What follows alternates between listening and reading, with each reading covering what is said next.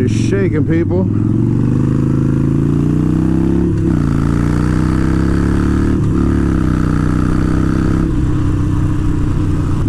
What is shaking, everybody? How's it going, everybody?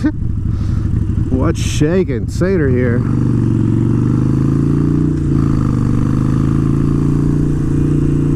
I apologize it took so long to get to do this video because I actually recorded 2 others on Memorial Day, which is Monday of the week I'm on right now, and I believe it's Friday right now. Yeah, Monday I went out, had a big long day, and recorded 2 different videos, but they were both about kind of news topics that were happening in the news. And by the time my ass got around to editing them, everything had changed. Like everything, the whole world's on fire now again. Yeah, everything's crazy right now. There's like literally riots happening all over the country because of the whole George Floyd incident, which for anyone who's possibly been living under a rock, the video went viral over the weekend of a cop with his knee in the back of the neck of a man who died while the video was being taped. The cop had his knee in the man's neck for 9 minutes, or at least 7 minutes they said, but the video, I don't know, long enough that of course bad things were gonna happen. The 4 cops involved were all fired within the day, but now people are like, no, that's not enough. They need to, at least this dude needs to be tried for murder. And his partner or whoever, there's another cop in the video that is kind of saying, no, everything's fine, don't worry about it. They're saying that he should be held as an accomplice or whatever. Anyway, I'm sure everyone knows about that. Yesterday there were protesters, and the protests turned into riots, and like it's just turned into a total disaster. And here locally, for about a month or so, we've been dealing with the death of an EMT worker in Louisville who was gunned down at 1 o'clock in the morning in her bed by 3 plainclothes officers who were doing a no-knock warrant, trying to find a guy that was already in custody. Three plainclothes cops busted into this house in the middle of it was like their apartment, like a duplex sort of thing, at 1 o'clock in the morning. EMT worker, she's asleep with her boyfriend. Boyfriend thinks that robbers are breaking in the house, because why wouldn't you? And he shoots one of them in the leg, and they open fire 26 shots into the bedroom, 8 of them hitting her and killing her instantly. And then it just keeps getting worse. Like, then they arrest him for attempted murder of a police officer, and I don't believe he is in jail anymore. I believe the charges got dropped the other day, but I know he was in jail for a while. Oh hey, so this, I'll see if I can find the cover box for it. This house right here was in a movie. It was like the main thing in a movie, and it's like right here. There's literally like a Walmart right over there. But it's funny, if you ever watch the movie, I'll find it and put the cover box up and stuff to it. It's kind of a little indie horror film. Sorry, I forgot all about that. I just got distracted. So yeah, we've been dealing with that. And yesterday, actually I may have got my riots wrong. Yesterday in Louisville, there was a protest that ended up turning into a riot, and one person got shot. He's in critical condition. It's weird. So the whole world's on fire right now, and like we just hit 100,000 dead at the beginning of this week of the coronavirus here in America. So 100,000 Americans have died. That would just sucks. And our president has just been beefing with Twitter for the last 2 days.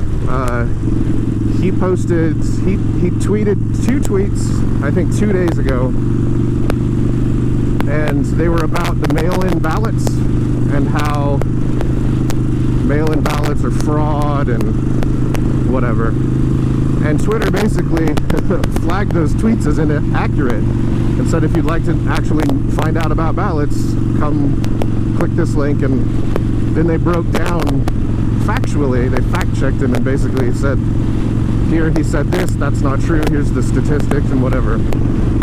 Well, he lost his damn mind and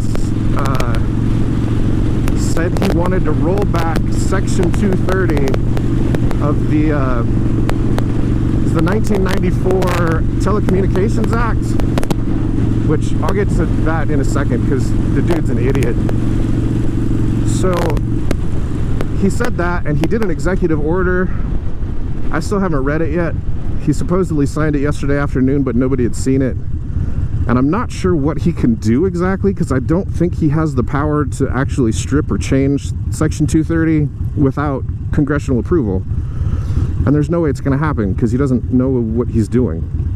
I don't know who told him that that was the thing that needed to change.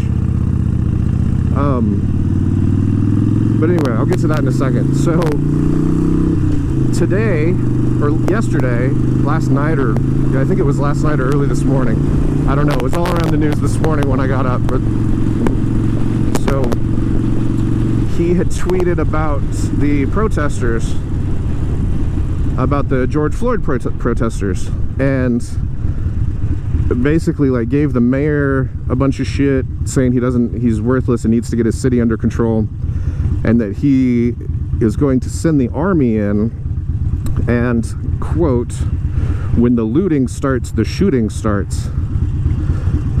And Twitter flagged that, actually put it behind a clickable link. You can't see that unless you click on a link, because you are not allowed on Twitter to promote violence. And they have always shied away from screwing with the president, even though he promotes violence like way too much. He got a bunch of shit for trying to start World War III over Twitter with Kim Jong-un.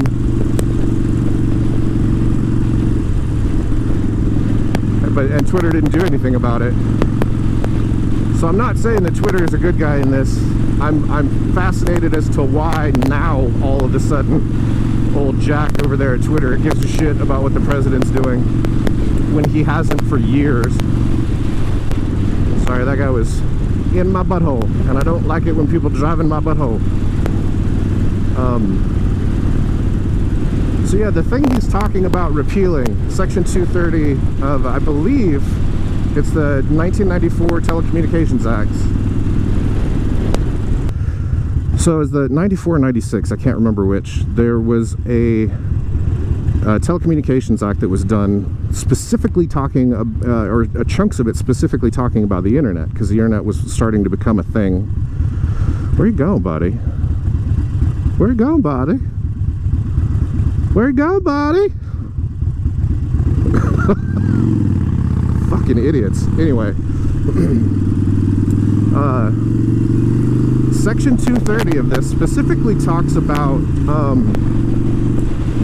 websites not being held liable for the user-generated content that ends up on their website, right? Anyway, big discussion had, lots of smart people in tech talked about it, and they're like, no, this is what we should do. The people who run a website should not be held accountable for the content that other people put on a website.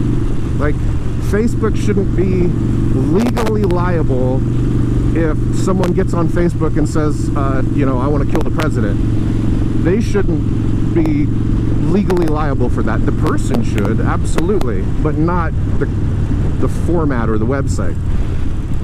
So here's the problem, and I think I don't know who is telling him this. The president, that is. I don't know who's telling him that this is the right thing to do. Because here's what happens. If they repeal or change or gut Section 230, then companies like Twitter and Facebook are now legally liable for all of the content on their website, user-generated or not. Which means, I mean, if you think, I mean, social media in itself, people talk about censorship and First Amendment and stuff, and all of that is kind of incorrect. Yes, in a perfect world, we would live in a place where, you know, censorship didn't exist, whatever. But these are not government-run websites, so the First Amendment is out the window. The First Amendment only applies to the government. It does not apply to businesses and what businesses are doing. If he's mad about being censored on Twitter, this is changing or gutting that is going to make it worse, because then Twitter's liable for him spreading misinformation. So they're just going to, instead of blocking it and saying, hey, here's a link to some information, now they're legally liable for his lies on their platform. They're just going to straight up delete it, right?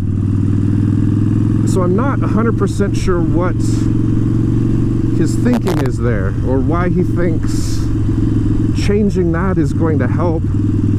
He keeps saying that he's mad because conservative voices are being squashed on social media, that social media leans left, and that these companies are squashing conservative voices, which is just kind of not true. What it squashes is what these platforms don't care. They're looking for ad revenue, right? They don't care what governmental party you're a part of, but anything that screws with their ad revenue is going to, of course, they're going to make changes. If you start messing with the income of a company like that, they're going to start making changes. Like, say you're famous, you're not even a politician, you're just a famous person, and you've got all these followers. Twitter maximizes ad revenue on that, whatever, but then you start getting paid to promote stuff. Anyway, so, but if you have a bunch of people, what the hell is that thing? If you have a bunch of people who are making a ton of money, but then they start lying, or they start promoting something that is inherently wrong, then that starts screwing with your ad revenue, because your advertisers start pulling out because they don't want to be associated with a person or a platform that promotes disinformation, right? So advertisers start checking out, and Facebook straight up says they don't care. They're making so much money though that it doesn't even matter. Where does this person think they're going? Road closed. Do you see the road closed sign? Idiots. Fucking idiots. Anyway. Yeah, so they start building tools and putting tools in place that show what is not correct. And that keeps the advertisers happy. And Twitter, for the most part, has kept away from politicians. They'll get famous people for sure, and if you're not famous, they will 100% hit you in the face. But as far as I know, this is one of, if it's not the first time, it's one of the first times that Twitter's ever screwed with a politician. And of course, they went straight for the jugular with Trump. But I still don't understand. So yeah, let me get back to my point. he keeps saying that those voices are being silenced, the conservative voices are being silenced, but it's really not. It's this, both the conservative and, well, both Republicans and Democrats, right? They're huge parties with lots of people involved, with lots of different ideas and lots of different beliefs that span across a spectrum, right? And for both of them, you have crazy people on the very edge who are super loud and most of the time spouting bullshit. The problem is our country has slid further and further right over the last, well, ever since Reagan. The entire system shifts further and further right, whereas which makes the left stretch further and further left and makes them crazier and crazier. Anyway, that's a whole other topic. My point is, you have a larger percentage of people on the right that fall into that crazy category, that crazy loud lying category. And it's not even, I don't think that anyone's lying on purpose. I don't think they're doing it maliciously to hurt anyone. It's sharing information. I don't think it's like people lying on purpose. It's just sharing stuff that they think, oh, well, I've seen this 20 or 30 times, it must be true, so they share it. And just nobody checks anymore. Nobody checks anything. They just share stuff. And that's like, they keep talking about like what can Facebook do to fix the spread of misinformation and what can make it a, you know, there's essays on there on like how Facebook is actually leading to like the collapse of Western civilization, right? And at 100%, and I've said this since day one, I should be able to turn off seeing shared content. And in fact, it should be turned off by default. I should have to go in and manually turn it on for each individual person who I want to see them and their shared content. Because it's just way too easy for William S. Burroughs. The word is a virus, right? And it spreads very, very quickly. It moves way too fast, and there's no way to wrangle that in. Like once something that is inherently wrong goes even the tiniest bit viral, there's no stopping it. Now it's a movement. Now people are angry, and there's no taking that anger back, right? Just because it's bullshit doesn't mean that people aren't genuinely angry about it. You know, there's a million videos out there of police doing stupid shit, but you only see 10 seconds of a policeman knocking a woman down, right? And you're like, well, why the hell would they possibly do that? But then come to find out, oh, well, yeah, she had just been threatening people with a gun or whatever. Like, it's you just bad information spreads way too quickly. If Facebook needs to just turn off or give me the ability to turn off all shared content, but they won't, because most of that stuff is all entangled with their ads and things, so they don't want to screw. Once again, you can't screw with their money. So the entire downfall of Western civilization is happening because Twitter doesn't want to lose ad money. So just so everyone is aware of that and on board with that. So I don't know. Just the whole world is melting right now. I thought the coronavirus was going to be the worst thing we'd have to deal with this month, but now the cops are just killing black people left and right. Get it, buddy. My social media this morning was all people arguing about looting, and you know, some people saying as soon as it turns into riots and looting, the cause loses all of its momentum and its power. And it's such a bullshit statement. If that was true and we had always followed that belief system, we wouldn't be a country. The whole Tea Party shit, that was a riot. So to say that like riots defeat the purpose, that is a very privileged thing to say, in my opinion. It comes from a very privileged place. Because what that's saying is the discomfort that you feel over goods, right? People are rioting and getting food, and so what if they're stealing a TV? That's good. That's just stuff. Who cares about stuff? How do you make a point in a country that all they care about is money and things, other than screwing up money and things, right? Maybe they're right. I'm gonna go with the nonviolent approach. Unless you're 3 cops, plainclothes cops, busting in my front door in the middle of the night, and then I'm gonna fucking shoot you. And this is the worst part, is normally the NRA would be all over that, right?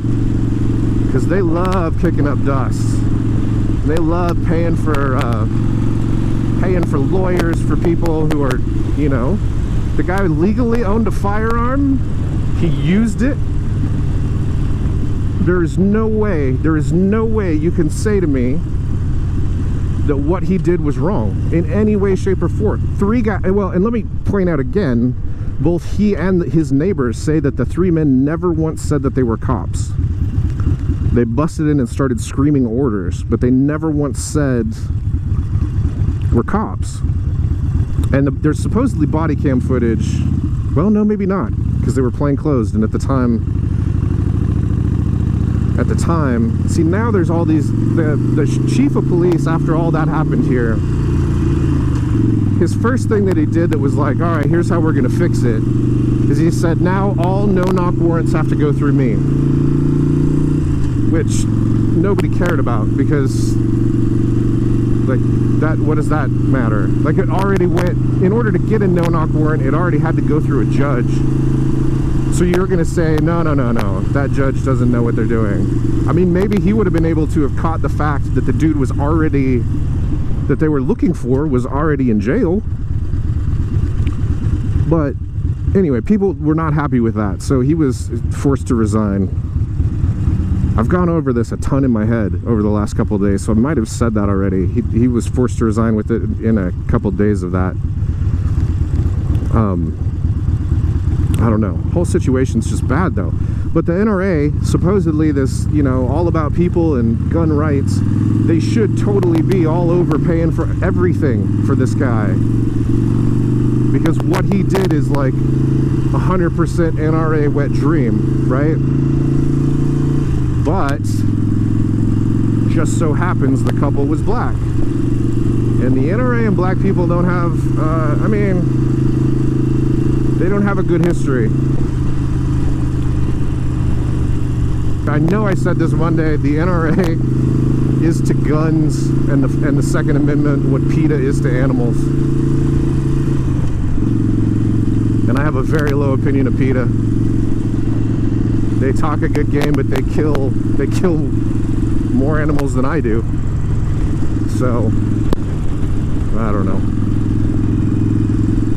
know. It's a beautiful, beautiful day, though. It is a gorgeous day. Maybe I'll end this there. I'll just end it there. I apologize. That's the other thing I wanted to talk about real quick. The reason that my stuff Monday, I did 2 episodes Monday, but they were both tied to all of this news stuff. And by the time I got around to editing it, it was like so much had changed. Everything had changed. And it's just because it took me a couple days. I had other stuff going on, and it took me a couple days to get around to it. Squeech. And part of that is editing these videos is kind of a pain in the ass. I'm not gonna lie. It's like one big long video, and then I have to like cut out all my brain farts. And there's this thing that you're doing when you're riding a motorcycle around called trying not to die. And a lot of times I'll be in the middle of a sentence and someone will do something dumb, pull into my lane or whatever, or I can tell someone that's next to me is on their phone or something, and I got to stop talking and focus on like what's going on around me. Like that right there was me pausing because of that truck. because I was making sure he wasn't going to come over in my lane.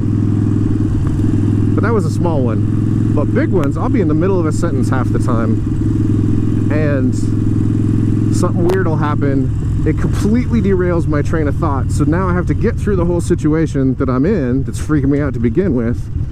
And then I have to go back in my head and kind of rewind and be like, what the hell was I talking about?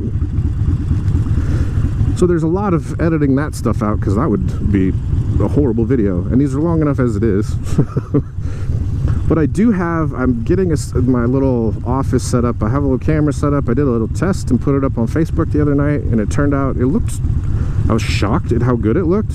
I followed some tutorials on the YouTubes, and got my settings dialed in on my camera, and it actually it worked really well.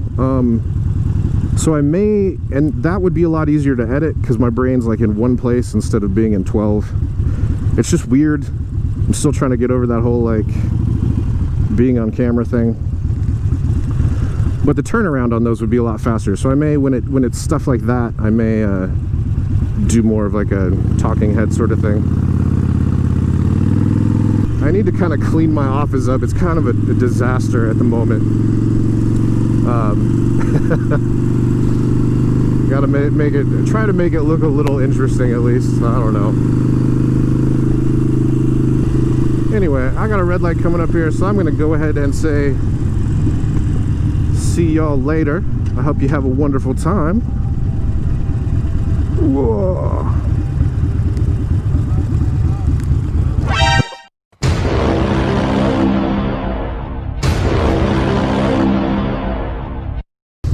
People always sneaking up on me, man. How's it going, buddy? You have a wonderful, wonderful time, and see you next time. Peace.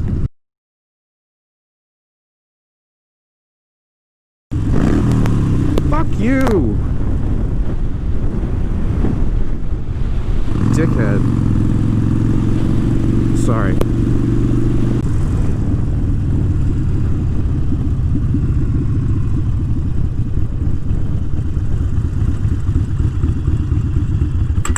Ha ha ha.